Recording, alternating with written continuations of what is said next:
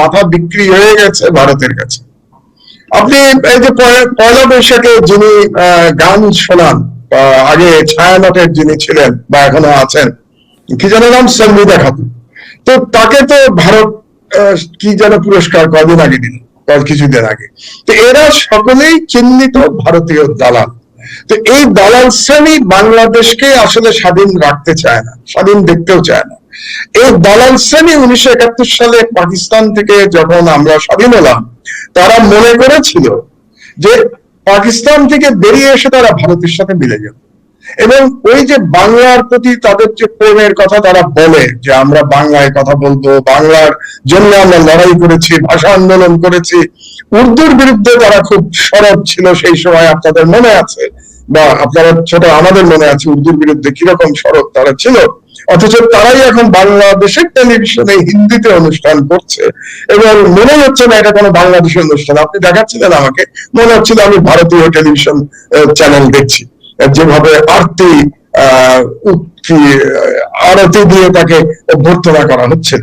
তো এগুলো সবই তো হিন্দুত্ববাদী কালচার বাংলাদেশে কিভাবে জেগে বসেছে আমাদের দেশে, সেটার প্রমাণ দেখিয়েছে বাংলাদেশ টেলিভিশন। এবং এর মাধ্যমে তারা গ্রাউন্ড রেডি করছে। আপনাকে বলছি আমি যে কোনো একদিন ভারত যদি চায় তাহলে তারা যেন ভারতের সাথে মিশে যেতে পারে। ভারত যদি চায়, এই জন্য বললাম যে এই গ্রুপটা কিন্তু এখনই ভারতের সাথে মিশে যেতে চায়, কিন্তু ভারত হয়তো বাংলাদেশকে অফিসিয়ালি ভারতের অংশ করতে চাচ্ছে না। কারণ অফিসিয়ালি যদি ভারতের অংশ করে তাহলে বাংলাদেশে তো অন্তত নামে 90% মুসলমান তো আছে, তো 17 কোটির মধ্যে 90% তো মুসলমান নামধারী মানুষ তো আছেন। তারা সবাই হয়তো ইসলামের প্রতি একইভাবে তাদের আবেগ নাই, কিন্তু নামে তো তারা মুসলমান। এই দায়িত্ব ভারত এই মুহূর্তে নিতে চাচ্ছে না এবং নেবে না বলেই আমার ধারণা। ভারত বাংলাদেশকে অঘোষিত কলোনি, উপনিবেশ হিসেবে রেখে দিতে চায়। অঘোষিত উপনিবেশের সুবিধা হলো আপনার দায় দায়িত্ব কিছু নাই, কিন্তু উপনিবেশের সমস্ত সম্পদ আপনি নিয়ে যেতে পারবেন এবং উপনিবেশকে আপনি ব্যবহার করতে পারবেন। তো ভারত বাংলাদেশকে ব্যবহার করছে এবং এই ব্যবহারের সুযোগটা করে দিচ্ছেন শেখ হাসিনা।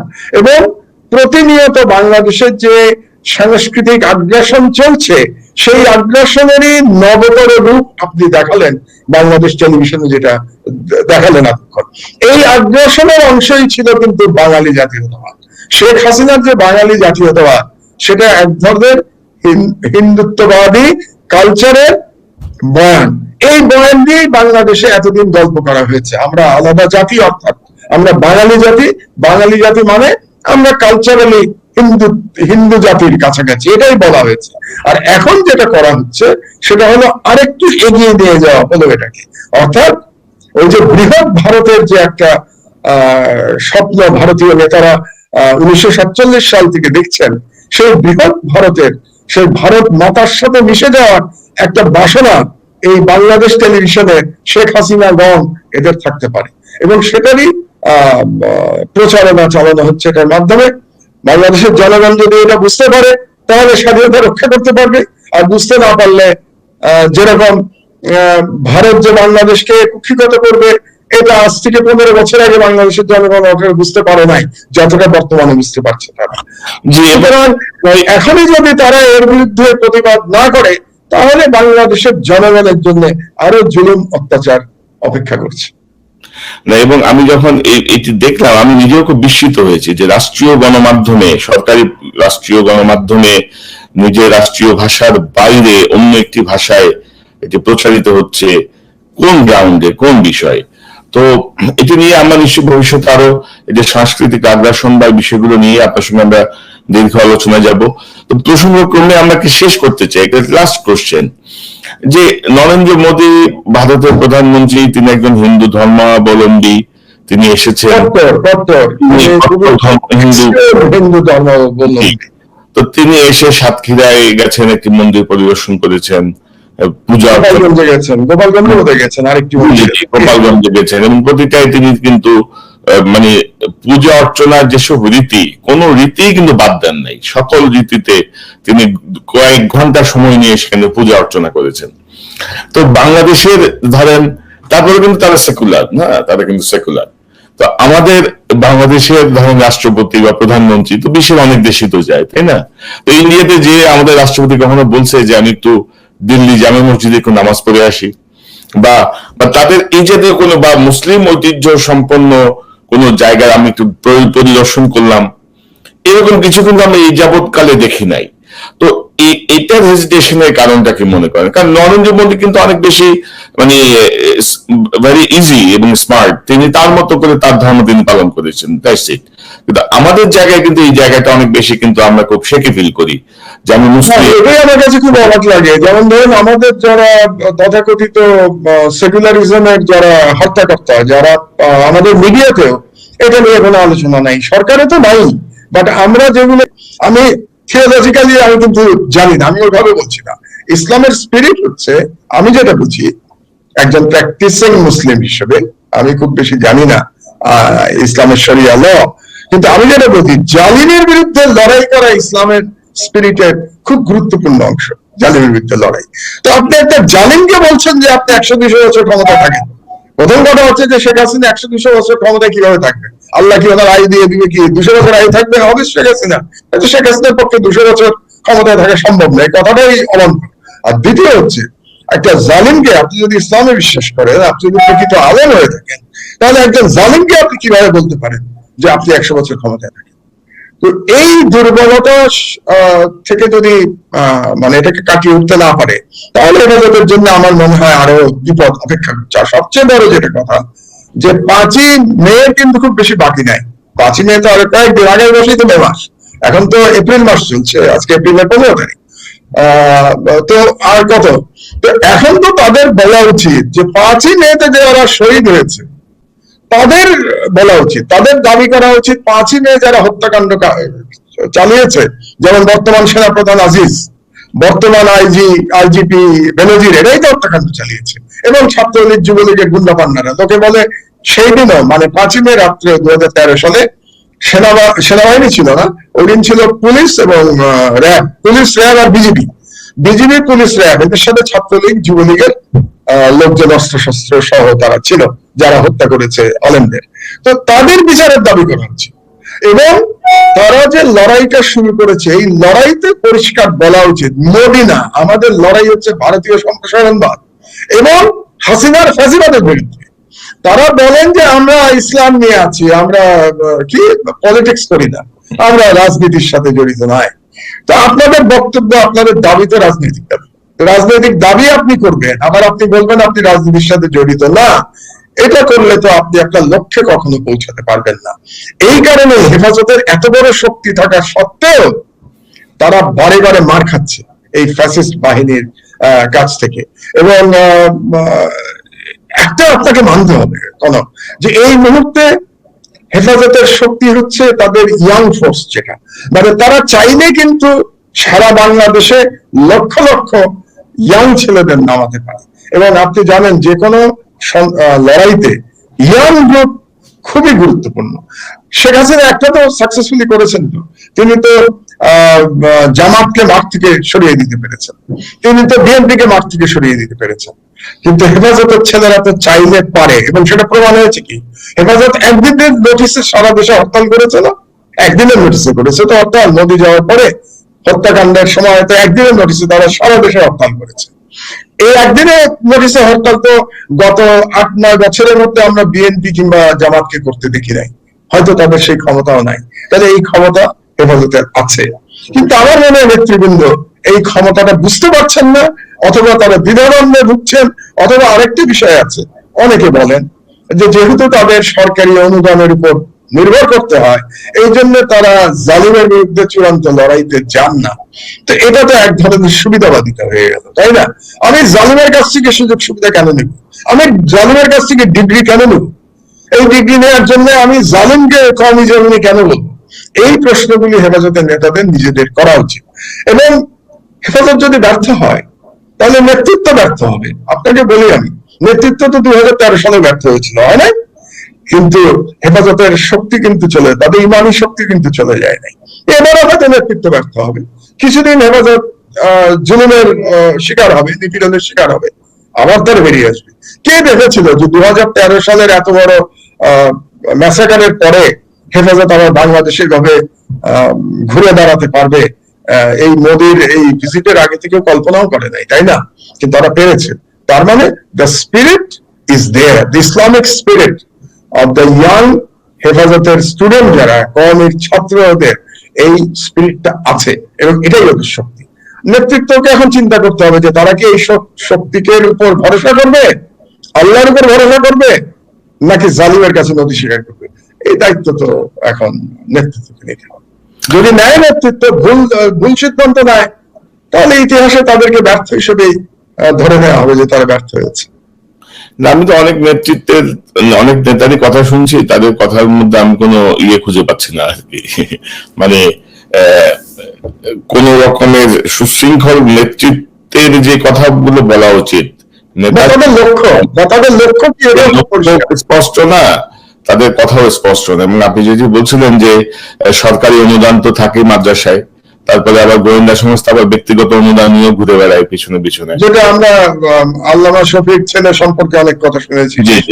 সত্য মিথ্যা আমরা বলতে পারবো না, হতে পারে, সেগুলো তো হওয়া খুবই সম্ভব। কিন্তু আমি যে কথাটা বলতে চাই, আমি কিন্তু আশাবাদী এরপরে, কারণ নেতৃত্ব ব্যর্থ হলে কি হবে? ইয়াং ছেলেদের কেনা যায় না, আপনি জানবেন এটা, তরুণদের কেনা যায় না, তরুণদের কেনা সম্ভব নয়, এবং সেটা বারে বারে প্রমাণিত হয়েছে। আমি মনে করি না যে এই নেতৃত্ব ব্যর্থ হলে আবার নতুন নেতৃত্ব আসবে। আগের নেতৃত্বকে চলে যেতে হয়েছে না, চলে যেতে হয়েছে। আল্লামা শহীদের ছেলেকে চলে যেতে হয়েছে, এবং তার সাথে যারা সাঙ্গপাঙ্গ ছিল, সরকারের দালাল যে গোষ্ঠী ছিল, তাদেরকে কিন্তু সরে যেতে হয়েছে। এও যদি ওরকম করে, তারাও সরে যাবে। এবং আমার মনে হয় যে সমস্ত নেতৃত্বের যেটা উচিত হেফাজতের, আমি মনে করি যদি কোনো নেতাকে নিয়ে বিতর্ক থাকে, তাহলে এটাকে ঝুলিয়ে না রেখে ইমিডিয়েটলি উচিত সেই সমস্ত নেতৃত্বকে, বিতর্কিত নেতৃত্বকে অব্যাহতি দেওয়া, অব্যাহতি দিয়ে তাদের লক্ষ্যে স্থির থাকা, এবং তাদেরকে আগে লক্ষ্য স্থির করতে হবে। তারা যদি ইসলামের কথা বলেন, তারা যদি সত্যি সত্যি মোদির বিরুদ্ধে লড়াই করতে চান, তাহলে মোদির যে প্রতিনিধি বাংলাদেশে, তার বিরুদ্ধে লড়াই করতে হবে। এবং বাংলাদেশের মোদির প্রতিনিধি শেখ হাসিনা, কিন্তু শেখ হাসিনাকে আপনি ক্ষমতায় রেখে মোদির বিরুদ্ধে লড়াই করবেন, এটা হতে পারে না। শেখ হাসিনা আর মোদি একই জিনিস। জি মাহবুব ভাই, এই জায়গাটায় খুবই খুবই স্পষ্ট বক্তব্য আপনার, যে আসলে লক্ষ্য ঠিক করতে হবে, সিদ্ধান্ত নিতে হবে। এবং আপনি জানেন যে সাম্প্রতিক সময়ে মাওলানা মামুনুল হককে কেন্দ্র করে যে বিষয়গুলো আসছে, মাওলানা মামুনুল হককে আমি এখনো আসলে বেনিফিট অফ ডাউটের রাখতে চাই, কারণ সরকারের গোয়েন্দা সংস্থা যেসব প্ল্যান গেম থাকে বা যে পদ্ধতিতে ঘটনাগুলো যাচ্ছে, তাতে এখনো সন্দেহের অবকাশ আছে। আমার মনে হয় যে বিষয়টি নিয়ে চূড়ান্ত মন্তব্য এখনই করা ঠিক হবে না, অন্তত আমি করতে চাই না। তো জনাব মাহমুদুর রহমান, সার্বিকভাবে আমরা আলোচনার শেষ দিকে, আসলে আমরা এই বিষয়গুলো নিয়ে তো কথা বলছি, এবং সাধারণ মানুষ এবার কিন্তু হেফাজতের সঙ্গে সাধারণ মানুষ কিন্তু যুক্ত হয়েছিল, মানে সরকার কিন্তু এটা আরো ভিতর সন্ত্রস্ত হয়ে পড়েছে, এই কারণে হয়েছে। এবং আপনি যদি দেখেন যে এই যে করোনা যে লকডাউন, মানুষ কিন্তু মানতে পারছে না। মানুষ কিন্তু, আমি যদি আপনাকে একটা ক্লিপ দেখাই, মানুষ ধরেন যে কষ্টে জীবন যাপন করছে, মানুষের যে দুঃখের যেসব চিত্র আমরা পাচ্ছি, মোরারিশকে চালাইয়ে খাই, গার রক্ত পানি করি, নিজের পেটে খিদে লাগছে, মেডিকেল সামনে একটা রুটি খেয়ে গেছি। বাড়ি বউ আছে, মাই বউ আছে, মা আছে, বাপ আছে, সব তো 1000 টাকা কিস্তি আছে, কেটা দেবে? সরকার কি দেবে? সরকার তো করে লকডাউন, লকডাউনে নিজের ইচ্ছে নিজের দেশ চালাই দিয়েছে, আর চিন্তা করে না যে গরিবের মরণ। এই লকডাউনের মাধ্যমে যদি প্রপার ম্যানেজমেন্ট না হয়, কি পরিমাণ মানুষ ক্ষুধার্ত অবস্থায় মৃত্যুবরণ করবে, কি পরিমাণ মানুষ মানে বিভীষিকাময় জীবনযাপনের দিকে যাচ্ছে, সেটি তো আসলে সরকার বুঝবে না। তো আমার মনে হয় যে এই ব্যাপারে জনগণই একটি সিদ্ধান্ত নিয়ে গেছেন। আমি আপনাকে একটি ভিডিও দেখাতে চাই, যে আমি দেখছিলাম যে নরেন্দ্র মোদী আসার পর তিনি সাতক্ষীরায় একটি মন্দির পরিদর্শনে গেছেন। प्रधानमंत्री नरेंद्र मोदी का उलूक ध्वनि, शंखद ध्वनि और डाकत ध्वनि से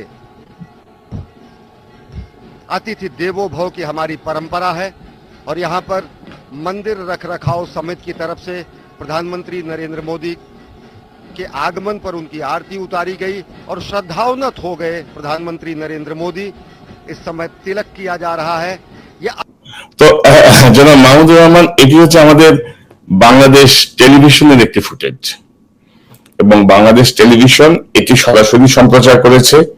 এই সরাসরি সম্প্রচারে ইন্ডিয়ার সবযোগ্য মানে সরকারি টেলিভিশন চ্যানেলে এটি প্রচারিত হয়েছে। আপনি যদি দেখেন যে বাংলাদেশ টেলিভিশনের সরাসরি সম্প্রচারের ভাষা হচ্ছে হিন্দি।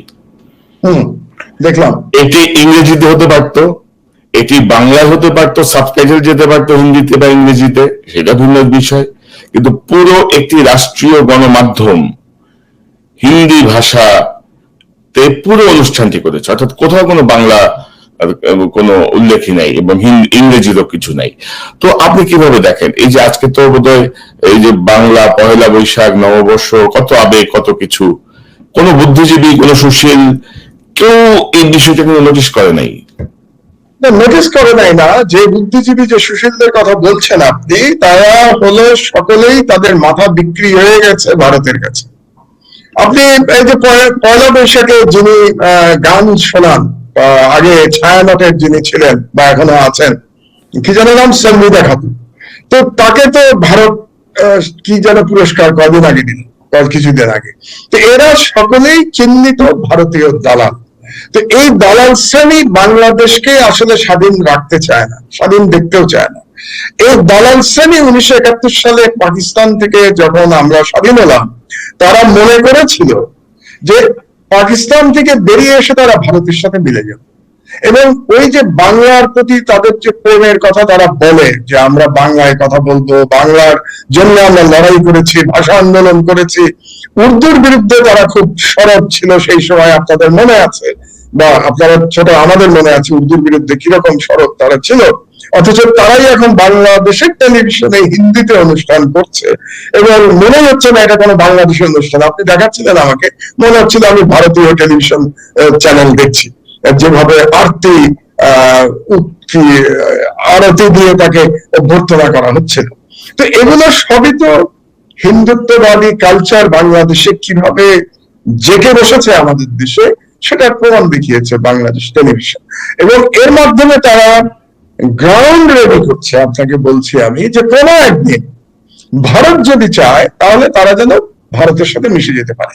ভারত যদি চায়, এই জন্য বললাম যে এই গ্রুপটা কিন্তু এখনই ভারতের সাথে মিশে যেতে চায়, কিন্তু ভারত হয়তো বাংলাদেশকে অফিসিয়ালি ভারতের অংশ করতে চাচ্ছে না। কারণ অফিসিয়ালি যদি ভারতের অংশ করে, তাহলে বাংলাদেশে তো অন্তত নামে 90% মুসলমান তো আছে, তো 17 কোটির মধ্যে 90% তো মুসলমান নামধারী মানুষ তো আছেন। তারা সবাই হয়তো ইসলামের প্রতি একইভাবে তাদের আবেগ নাই, কিন্তু নামে তো তারা মুসলমান। এই দায়িত্ব ভারত এই মুহূর্তে নিতে চাচ্ছে না এবং নেবে না বলেই আমার ধারণা। ভারত বাংলাদেশকে অঘোষিত কলোনি, উপনিবেশ হিসেবে রেখে দিতে চায়। অঘোষিত উপনিবেশের সুবিধা হলো আপনার দায় দায়িত্ব কিছু নাই, কিন্তু উপনিবেশের সমস্ত সম্পদ আপনি নিয়ে যেতে পারবেন এবং উপনিবেশকে আপনি ব্যবহার করতে পারবেন। তো ভারত বাংলাদেশকে ব্যবহার করছে এবং এই ব্যবহারের সুযোগটা করে দিচ্ছেন শেখ হাসিনা। এবং প্রতিনিয়ত বাংলাদেশের যে সাংস্কৃতিক আগ্রাসন চলছে, সেই আগ্রাসনেরই নবতর রূপ আপনি দেখালেন বাংলাদেশ টেলিভিশনে, যেটা দেখালেন এতক্ষণ। এই আগ্রাসনের অংশই ছিল কিন্তু বাঙালি জাতীয়তাবাদ। শেখ হাসিনার যে বাঙালি জাতীয়তাবাদ, সেটা এক ধরনের হিন্দুত্ববাদী কালচারের বয়ান। এই বয়ান দিয়েই বাংলাদেশে এতদিন গল্প করা হয়েছে আমরা আলাদা জাতি, অর্থাৎ আমরা বাঙালি জাতি। বাঙালি জাতি মানে আমরা কালচারালি হিন্দু জাতির কাছাকাছি, এটাই বলা হয়েছে। আর এখন যেটা করা হচ্ছে সেটা হলো আরেকটু এগিয়ে নিয়ে যাওয়া হলো এটাকে, অর্থাৎ ওই যে বৃহৎ ভারতের যে একটা স্বপ্ন ভারতীয় নেতারা 1947 সাল থেকে দেখছেন, সেই বৃহৎ ভারতের, সেই ভারত মাতার সাথে মিশে যাওয়ার একটা বাসনা এই বাংলাদেশ টেলিভিশনে শেখ হাসিনা গণ এদের থাকতে পারে এবং সেটারই প্রচারণা চালানো হচ্ছে এটার মাধ্যমে। বাংলাদেশের জনগণ যদি এটা বুঝতে পারে, তাহলে স্বাধীনতা রক্ষা করতে পারবে। আর বুঝতে না পারলে যেরকম ভারত যে বাংলাদেশকে কুক্ষিগত করবে, এটা আজ থেকে 15 বছর আগে বাংলাদেশের জনগণ বুঝতে পারে নাই যতটা বর্তমানে বুঝতে পারছে তারা। সুতরাং এখনই যদি তারা এর বিরুদ্ধে প্রতিবাদ না করে, তাহলে বাংলাদেশের জনগণের জন্য আরো জুলুম অত্যাচার অপেক্ষা করছে। না, এবং আমি যখন এটি দেখলাম আমি নিজেও খুব বিস্মিত হয়েছি যে রাষ্ট্রীয় গণমাধ্যমে, সরকারি রাষ্ট্রীয় গণমাধ্যমে নিজের রাষ্ট্রীয় ভাষার বাইরে অন্য একটি ভাষায় এটি প্রচারিত হচ্ছে। কোন গ্রাউন্ডে, কোন বিষয়ে?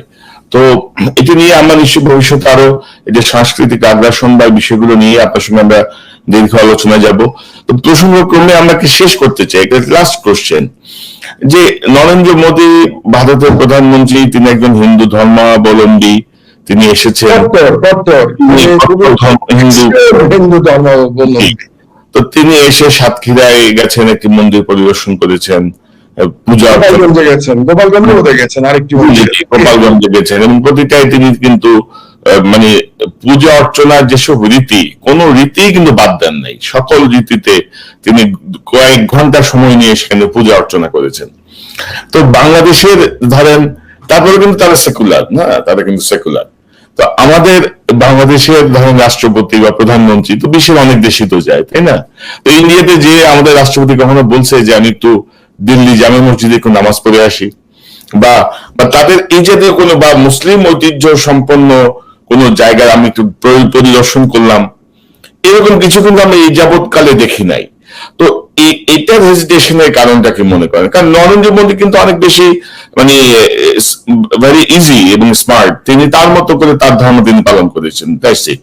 কিন্তু আমাদের জায়গায় কিন্তু এই জায়গাটা অনেক বেশি কিন্তু আমরা খুব শেখে ফিল করি যে আমি মুসলিম। এটাই আমার কাছে খুব অবাক লাগে। যেমন ধরুন আমাদের যারা তথাকথিত সেকুলারিজমের যারা হত্যাকর্তা, যারা আমাদের মিডিয়াতেও এটা নিয়ে কোনো আলোচনা নাই, সরকারে তো নাই, বাট আমরা যেগুলোকে সেকুলার মিডিয়া হিসেবে বাংলাদেশে জানি, সেখানে তো নরেন্দ্র মোদীর এই যে হিন্দু ধর্মপ্রীতি বা তার সরকারি সফরের সময় ধর্মকে মিশ্রিত করা, যেটা বলে সেকুলাররা যে রাষ্ট্রের সাথে ধর্মকে মিশ্রিত করা যাবে না, এটাই তো বলে। তো নরেন্দ্র মোদী যে রাষ্ট্রের সাথে ধর্ম মিশ্রিত করলেন, তিনি তো ব্যক্তিগত সফরে আসেন নাই, তিনি এসছেন ভারতের প্রধানমন্ত্রী হিসেবে বাংলাদেশ সফরে। তিনি এসছেন বাংলাদেশে শেখ মুজিবুর রহমানের শতবর্ষ উদযাপন করতে এবং বাংলাদেশের স্বাধীনতার 50তম বার্ষিকী উদযাপন করতে এসছেন। তো তিনি এসে তার ধর্ম মিশিয়ে ফেললেন বাংলাদেশের সাথে। তাহলে আমাদের যে সেকুলার গোষ্ঠী আছে তাদেরকে তো আমরা প্রতিবাদ করতে দেখি নাই। এই জন্যই একটা কথা কনক আমি সবসময় বলি, বাংলাদেশে আসলে কোনো সেকুলার নাই, বাংলাদেশে আছে ইসলাম বিদ্বেষী গোষ্ঠী।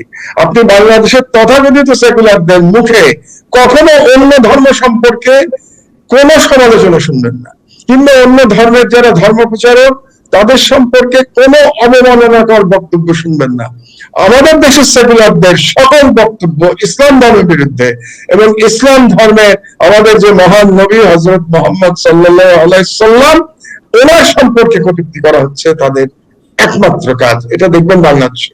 এবং বাংলাদেশ পৃথিবীর একমাত্র মুসলমান দেশ যেখানে সেকুলারিজমের নামে ইসলাম বিদ্বেষের চর্চা করা হয়, এবং সেটাই নরেন্দ্র মোদী চোখে আঙুল দিয়ে দেখিয়ে গেছেন। ধন্যবাদ জনাব মাহমুদুর রহমান, আপনার মূল্যবান আলোচনার জন্য। নিশ্চয়ই আমরা আবারও কথা বলবো, আবারও সময় পাবো আপনার কাছ থেকে নিকট ভবিষ্যতে, ইনশাআল্লাহ। দর্শক, এতক্ষণ আপনারা যারা অনুষ্ঠান দেখলেন আপনাদের সবাইকে ধন্যবাদ জানাচ্ছি। বুঝতে পারছেন জনাব মাহমুদুর রহমান যে আলোচনা করলেন, অত্যন্ত গুরুত্বপূর্ণ অনেকগুলো বিষয় তিনি তুলে ধরেছেন। আশা করি আপনারা এই আলোচনার মর্মার্থ উপলব্ধি করতে পারবেন। নিশ্চয়ই